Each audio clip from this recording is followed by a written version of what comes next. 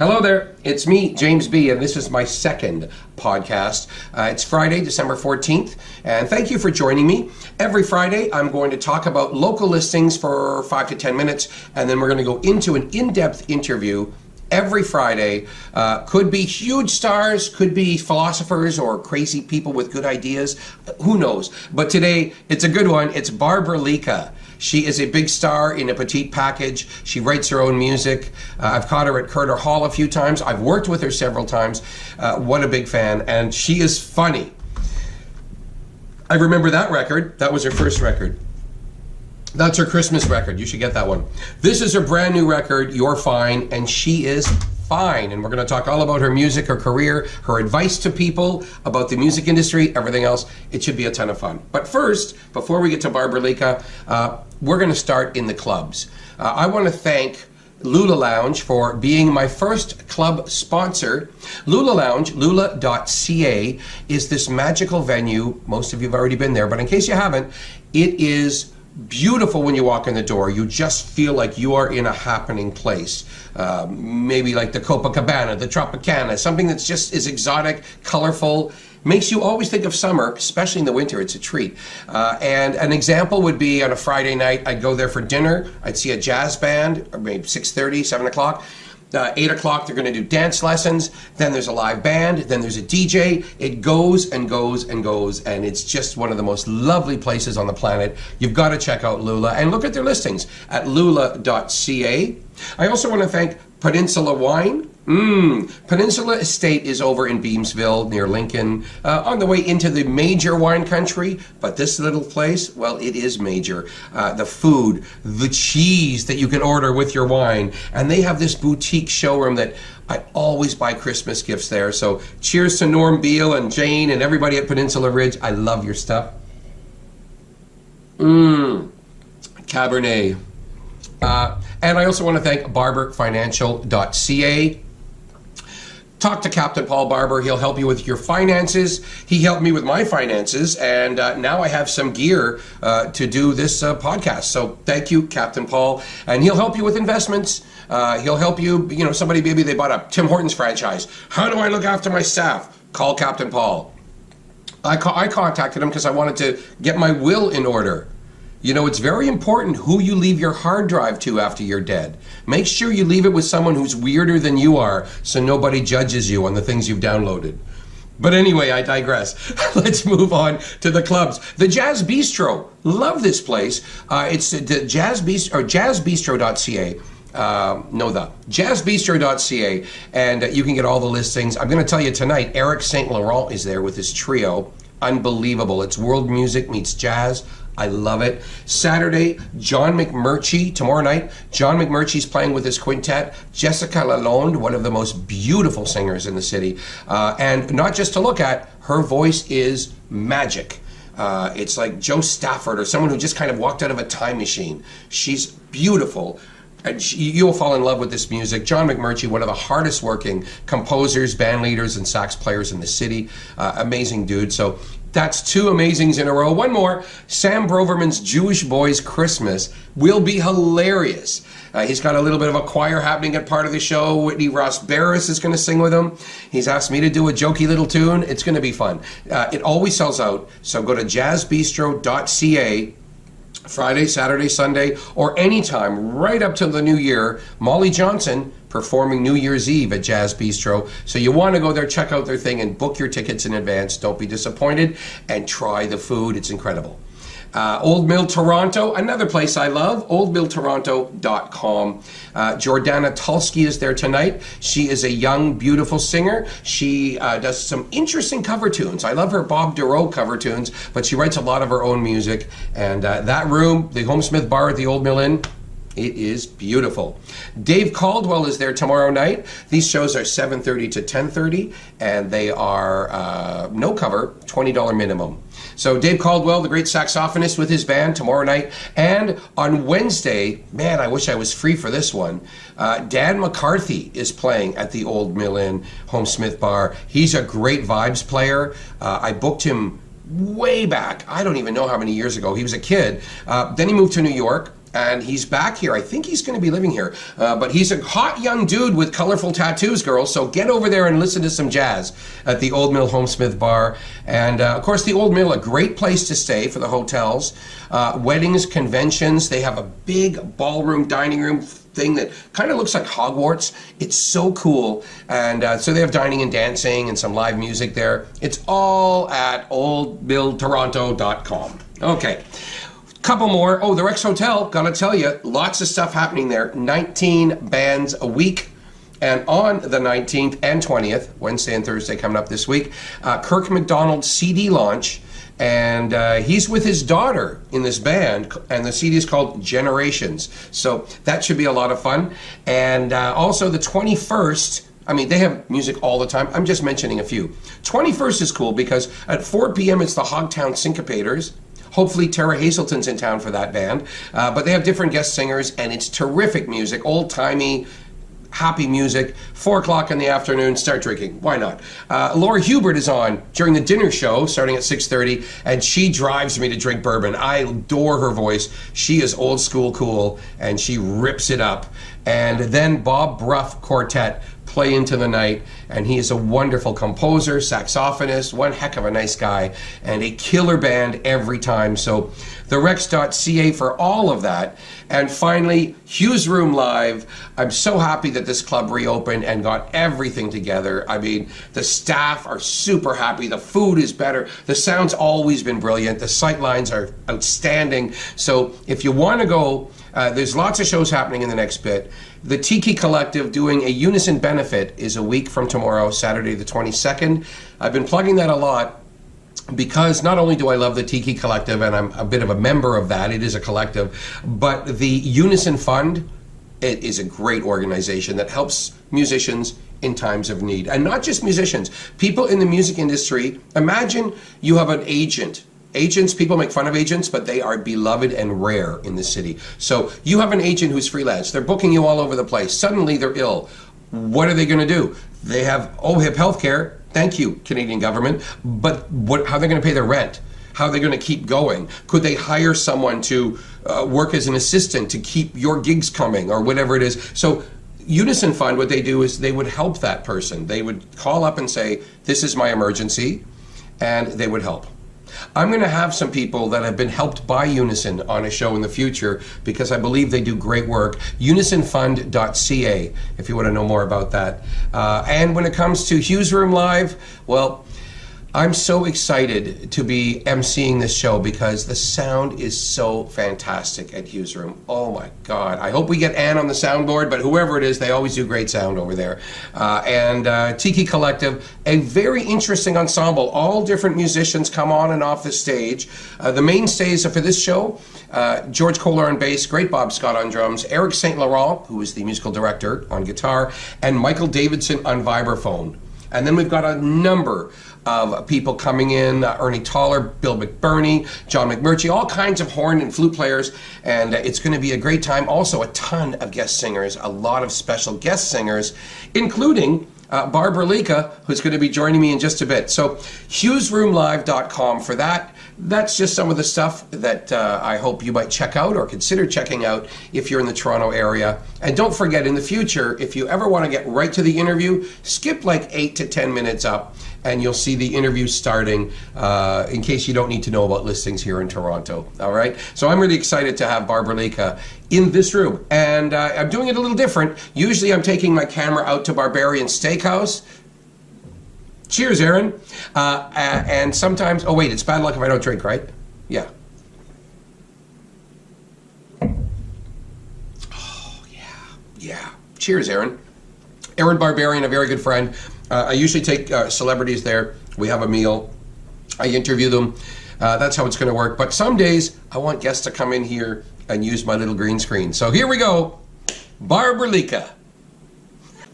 Hello, Barbra Lica. Hello. Barbra Lica, tell me a little bit about your love of music when you were knee-high to a grasshopper. My love of music. Yes, what was it that got you into music in the first place? Okay, so we're going back in time. Okay, well, my parents are both musicians, so it was like this rite of passage where you were supposed to do music. And so for me, it was, I loved it, but also it was like this thing that I would hide, because if they would catch you, you'd have to perform for all the people coming in and be part of the clan. And so I sort of would like blast music and then sing very quietly underneath it, and I just desperately, wanted to be in the room with these people, with like the Ellas and the Louis, and yeah, I got caught when I was around 16. I got caught. My mom was dragging me. She was in my school, dragging me by the wrist to the principal's office, saying, "You should sing for your principal, so that you can have a big assembly all for yourself." And I said, "That's ridiculous." And then I had a big assembly all for myself, where I sang "Putting on the Ritz." And then I started hating music, obviously. And from there, I decided I was gonna be a doctor. And I took all these courses in the last year of high school. I said, forget music, this isn't happening. And then I went to university, and I was going to study microbiology and immunology at Dalhousie. And my parents got so upset. So the compromise was, if you go to U of T Music, we'll let you live on campus, and you can take as many science courses as you want on the side. So I did, but music school was so fun. And it was so inspiring. And the people were so amazing. No, I'm not sure. Is that all true? No, it's true. It's true. Like the first couple years, like I was definitely trying to find my footing because I was still running off to chemistry labs. But yeah, by the end of it, I couldn't fight it anymore. That was it. I got my human biology degree and my music degree. And my parents asked me on graduation day, they said, "So what's it going to be?" And I said, "Music." So when you wanted to make music, now I'm trying to figure out, I met you probably, I'm trying to guess what year that would have been. At least 10 years ago, right? Oh. Ugh. You had just released a single with Josie and Paul Novotny on the CD Songs. Okay, so maybe I was still in school. You were last year of school. Maybe I was in the last year of school or something. And yeah, so the song was getting played on the radio, and things were starting to move along, and I was getting asked to play by all these great people. And so it was just so cool. So far, as you started to get into music, when did you have a hit like, oh, this is starting to work out? Like obviously the record, the radio play on your first single. Well, I mean, I made my first album, and it was just sort of, me and a classmate from school, Colin, hanging out at his place and writing all these songs. And there's something fun about writing these songs with somebody, but then going into a studio and recording them. And so we put out this album that was, part covers, but also part original music. And so the first time I heard a song being played, produced and played, that I had taken part in writing, that was the ultimate rush. And what about live concert? Your favorite moment in the early days? In the early, I'm saying early days, and you look 14, but anyway, in the early days. Performing has always been a strange thing. I love singing. I love the feeling afterwards, and maybe about 5 songs in, but I've always had the most terrible stage fright on the planet. Like, if anything, I love being in the studio, everything around it. But performing has always been just the scariest thing. Like, if I could have performances where there's a curtain between me and the audience, and I was wearing pajamas and lying on a couch behind that curtain, that would be amazing. Now, what about a bad story? No, I have so many bad stories. Like, I remember even doing a show with the stomach flu and having to ask the musicians, like, we had a signal for them to take extended solos so I could go off stage and go to the washroom. I mean, I've had some bad experiences. What about a bad club or promoter where you walk in, they don't know you're supposed to play, or they don't want to pay you, or anything like that? Just it's happened. Like, I remember we played a theater, and afterwards the promoter starts arguing. Like, I guess he didn't like the number of people that had showed up, and this was an early show, And, you know, we're just trying to build things up, and I thought that it had gone pretty well, and the audience we had was excited and was very upset that we hadn't brought in more people. So he started arguing about the money right after the show, like arguing about what he had agreed to pay. And he said, I don't think, you know, you deserved this amount. And that type of stuff, like, it really gets to you. I mean, the worst thing that happens in a show, which still happens, is that I get so nervous. I start telling personal stories about people in the band. And that, like, I've had people in the band, like, on tour not talk to me for 2 days on tour. Like, I cannot believe you said that in that city where I grew up. I'm like, oh, my bad. Like, I just, you know, I get nervous and I look around, I look at them, and I think of one of them fondly. And I remember a story they told me in private, and then I decide this whole room should know, and I don't know why. You're filter free. I don't know. It's like I'm just clinging. It's like, I have a story for you. Now, clubs in venues in Toronto that you love to play. Venues in Toronto I love to play. Oh, there's so many. I really love Hugh's Room. I think the sound there is amazing. I really loved playing Kerner Hall. Especially, I played it maybe 2 or 3 times, and one of the times they made the room completely dark, and I didn't like that because it felt sort of like a nightmare that you have, you know, and you have to look down to make sure you have clothes. Like, right, where under is a the microscope. audience? Yeah. But when they dim the lights a little bit, you can start seeing people's faces. I mean, that's an amazing room to play. I mean, there's another place just on Church called the 120 Diner, and I sat in on a show there, and I was just surprised at the quality of equipment they had. I mean, that might be one of the best sounding small rooms in Toronto. So. Yeah. And what about Massey Hall? Oh, Massey Hall! I played Massey Hall with you.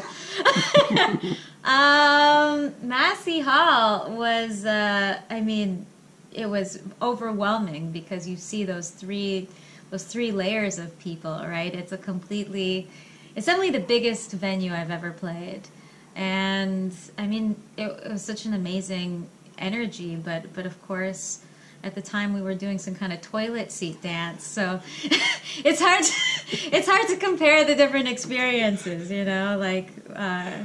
I was Bubs Magoo with a black wig doing choreography with the toilet seat, so not exactly a Barbra Lica concert. It wasn't exactly like one of my concerts, but it was definitely bizarre and fun, like everything that you planned. So we started working on this little side project, Bonsai Suzuki, and when you came in right away, your name was going to not be Barbra Lica. Yeah, well, I was just starting up my stuff, and so there would be limited things that would come up if you looked up my name, and you know, I didn't want the toilet seat necessarily to be the first thing before they hear your original music, right? Yeah, you know, time goes by and you're fine with it. You're like, hey, check out this cool thing I did right here with the toilet seat, but Bubs Magoo. Bubs Magoo. It was a good name. It was like, I think you and Dave named me together. It was my second baptism. Did you have any other stage names, any other nom de plumes during your career so far? Yes, I do. I have like this fantasy where I'm a rapper, and whenever I do any kind of rap, I go by B Licky. Really? Yeah, B Licky in the house. Okay, so I did not know that. Yeah, well, now you know.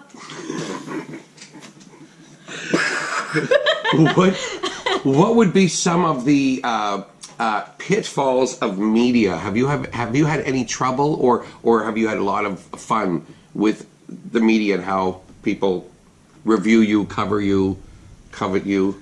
I mean, aside from the fact that I'm unbelievably unphotogenic and people tend to take stage photos, you know, from down up, those are never flattering. I think media is one of those weird things where it's like I'm becoming worse at it. It's like the more comfortable you get with it, the less you filter what you say, and it's really interesting because like I'll do an interview and start receiving like angry phone calls from friends, or or like what happened the one time there was this Facebook thread going on about that Barbra Lica, because nobody can spell my name. And it's like, oh man, I should really pay attention to what I say on public radio, you know. Maybe I should pay attention to what I'm saying right now. I don't know. No, this one isn't where you pay attention. No one pays attention here. Yeah.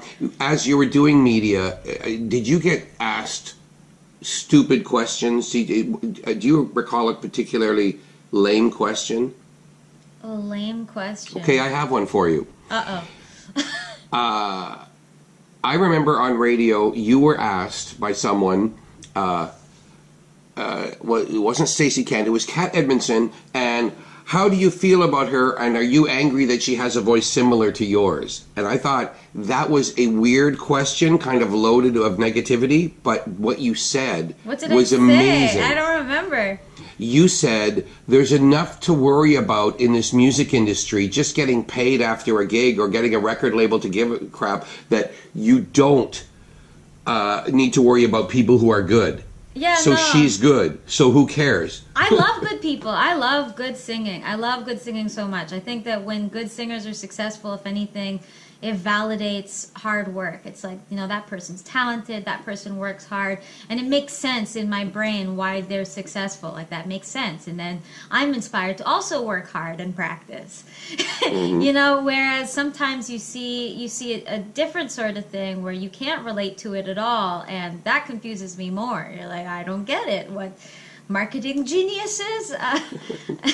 I mean, at the end of the day, you start to realize that there are many, many factors that lead to success, one of which, of course, is luck. But you know, there are things these days where everybody's on social media about, you know, are you a marketing guru? That'll help.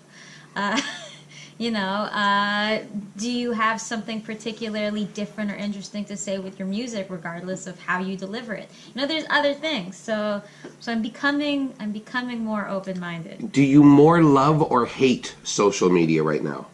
Oh, I hate it so much.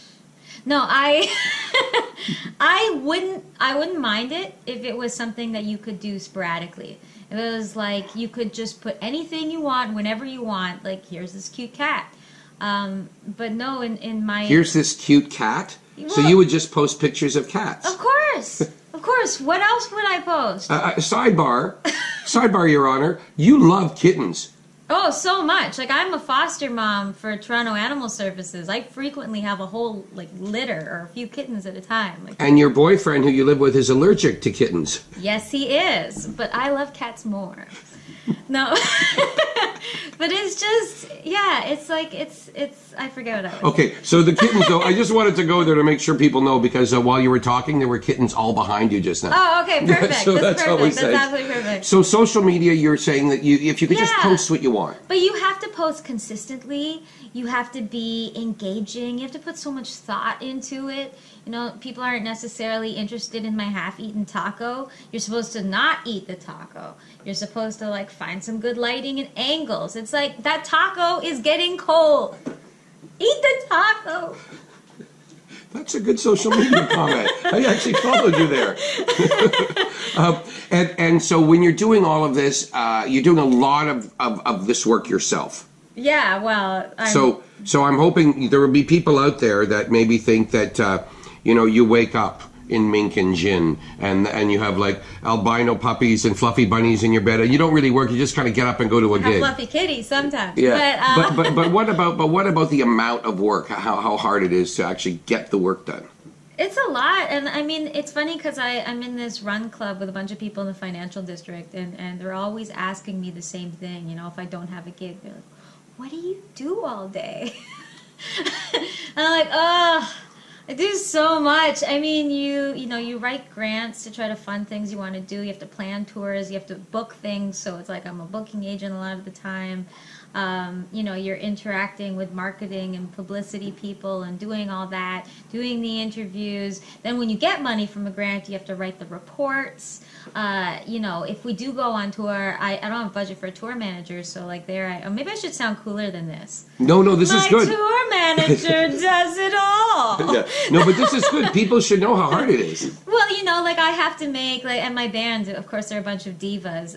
You know, they want a page by page. Every page represents a day, and I have to make this thing where, you know, I even provide them the Wi-Fi passwords in advance. You know, I'm renting the cars. I'm booking the flights. I'm making sure that Tom has a window seat. Like, why?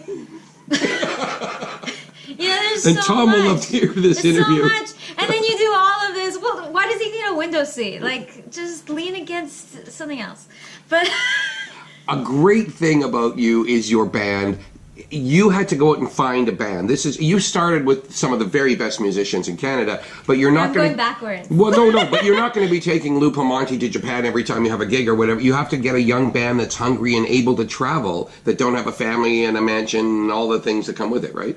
Yeah, I mean, also the thing with them is it's nice to have one group that's going to rehearse that music and then sort of develop this sound. So I feel like no matter what we play, we kind of sound like us now. Like, we've been playing together since 2014. And the only members that switch out are 2 bass players, and they kind of go back and forth because Mark Rogers is a Nashville star now. And I'm super happy for him, but we missed him so much that we had to make sure the replacement's name was also Mark. And Nashville, your new record.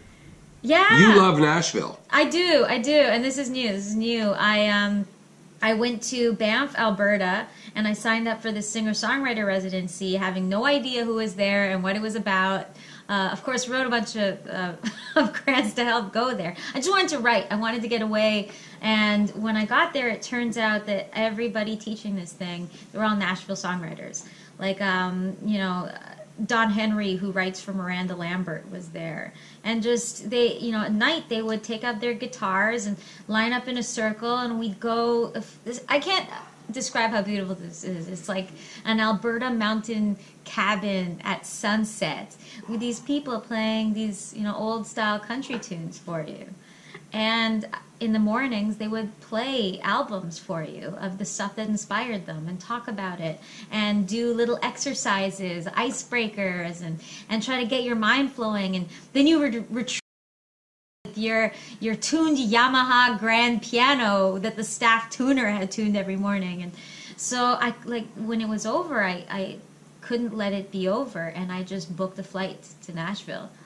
And I contacted all the clinicians and everybody I knew, every agent, every publicist, everything. I already booked the flight. I was like, please, who do you know? Who can I write with? I contacted you. Right. Yeah. Joe Hash, right? Yeah, and then every time I would finish a session, because the only real talent I have in life, the only real talent I have is remembering melodies. So, I wouldn't stop to record little bits. I'd say, don't worry, I got it at the end. And then I would do the whole take so that we would save the song. And then they'd be impressed. And I'd say, aha, now I have you. And I'd say, who else do you know that I should write with next time around? And you ended up going all over the place. You were in London for a little bit? Yeah, well, that was for the last one. I did the same thing. I like to book flights and then make it work out. It's the only gambling I do. Like, you won't find me in a casino, but I'll book a flight. I'll book a flight I can't even afford and be like, this has to be lucrative now. But yeah, so it's just, I booked another flight right after that. And I just kept going back and forth. Now, you played in New York City? Did play in New York City, yeah. Played at Birdland. Just because I wanted to. People are like, oh, why are you just booking this one random gig outside of a tour? And I said, well, I just always want to play Birdland because Ella played there, so I want to. and we called the guy, and he said, sure, come do a show, and we went and played. So that must mean something, because most singers I know cannot call up the owner of Birdland and get a gig. That's not a normal comedian thing. Yeah, but I'm like a car salesman on the phone. I'm like, dude, I got a show for you. Yeah, but you're making the call yourself? Oh yeah, 100%. I'm like, I got a show.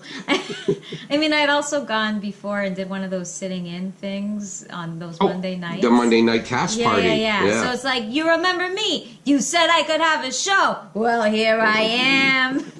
Well, that's great. So the owner was actually there on the cast party, saw you sing, and said, hey, we want you back. Yeah. That's really a compliment. Yeah, that's not an easy gig. We went and we went back, and I mean, there's been a lot of just the States generally, and and trying to like figure out this American music thing, which is similarities to ours, but it's the same way as, you go to the States and they speak English, but it still feels like another country. Did you ever write a song about New York? Not yet, right? No. You wrote London Town. I heard there's a few. You wrote London Town. I did write London Town. And you wrote Nashville. And I did write a song called Nashville. Now, I loved Nashville, but that's not on your Nashville album. It was pre-Nashville, like you were kind of projecting yourself in Nashville. Is that right? Yeah, because I always had wanted to go, and I didn't really know anybody there until I went to this residency. So I said, if I can't go, I'll just write a song and pretend I went. What did you use for inspiration? The show Nashville. Just binge watch that and then go write some music. That's exactly what I did. I just binge watched Nashville, and there's this girl, Hayden Panettiere, on it, who's like, I think she's actually shorter than me, if it's possible. And I just, like, she plays like this super sexy vixen on the show that can have anybody she wants. And I was like, it's pretty cool. I'm gonna channel that. So the song is basically about me as Hayden Panettiere. Hilarious. Now, you've gone through, Christmas album right now. Yes. Since this is December 14th. Tell me about your Christmas album. Can people still find it? Is it out there? Yes, you can find it on my website. I made it actually with Mark Rogers, who's now a Nashville star, to the point that when we didn't get everything we wanted in the studio, we did some of it in his apartment, and that's my favorite stuff. So yeah, it's called Christmas Present. I can't say I put too much effort into the cover artwork.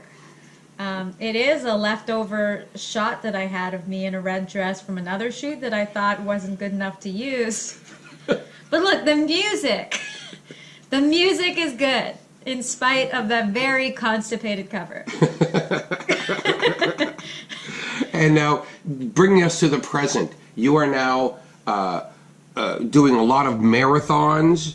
You're always jogging or running or triathlons. Tell me a little bit about your regimen. Oh, my regimen. Well, when I was in fourth year, I had taken so many courses at this point, trying to do the 2 degrees, that I decided that I was going to spend a year doing things I hate. That I was tired of just hating things and like deciding I don't like them without experiencing them firsthand. So that year I signed up for a running course and a math course, because the 2 things I hate are running and math. And the math didn't work out so well, but I ended up, I passed. But the running, I just couldn't get enough of, like once you get past that point, when you run, you get like a panic. And that's what I hated about it. Like, I remember beat tests were traumatizing in school. And once you get past that point of like, oh, this was a bad idea, you feel invincible. It's like, oh my God, I'm running. And so I couldn't stop, and I started doing half marathons and then marathons and then triathlons and swimming competitions. And now I like run at least twice a week. I started lifting twice a week because core strength really helps you running. I've run, I guess, 3 marathons and training for a 4th, and countless, halves and 10Ks, and of course I'm telling you this because if you don't tell people you run, what's the point? Well, also, you took me on a bicycle ride that was 5.5 hours uphill to Oshawa. I did, and you were amazing. You're amazing. Every time we lost you, you were eating a chocolate bar, but then you kept going. Yeah, those little energy bars. I needed the energy. Yeah, you were calling them energy bars? It wasn't Mr. Big. Or O. Henry or something. Yeah, it was not an energy bar. It was giving me energy. It was corn syrup and cocoa, but good job. No, you lived. Well, speaking of chocolate, is it true that sometimes you are only exercising so you can go have cake and chocolate? Oh yeah, I've actually designed running routes where I take a map and like say I want to, I really feel like chocolate chip cookies. So I'll map out all my favorite chocolate chip cookies around Toronto, and I will run to each of them in a circuit. And it'll be like 25 kilometers. But like by the end of it, I definitely want to puke. And you've worked off the cookies. I hope. Is it possible to work off seven giant cookies? I don't know. It's like I'm, in addition to training my legs, I'm training my stomach. Now, with all your work habit and your healthy habits, I think maybe you have some good advice for young people who want to get into this business. What would you say to a young singer who's looking up to you? Oh, man. You want my PTSD speech? Get out. No, okay. No, I think that, I mean, nothing to do with health or anything. Maybe, I mean, on one hand, it is important to have balance and things in your life outside of music. I think I would die without things outside of music. I need my cats, I need my running, I need my tacos. You know, you need balance. You need other things to live for, because music can be brutal and it can really slap you down, and you have to sort of be able to look at a bigger picture. But on top of that, I mean, this is an industry where everybody just seems to know the best way to do it, and I guarantee there is no best way. There is no best way. Anybody who thinks there is full of caca. I didn't swear on your podcast, see? And I think that the truth, you know, whatever is right for you to do whenever you're lost, whenever you're stuck, the truth is something in the cracks of the 5 people you asked, you know. Ask everybody and then combine the pieces that resonate with you. Ask questions. You know, I always, when I was starting, I always felt alone. I always felt like I had to do something that felt uncomfortable, or you know, this is just the way it's done. And it's not, you know. Ask questions. Ask many questions of many people, because there is no guru.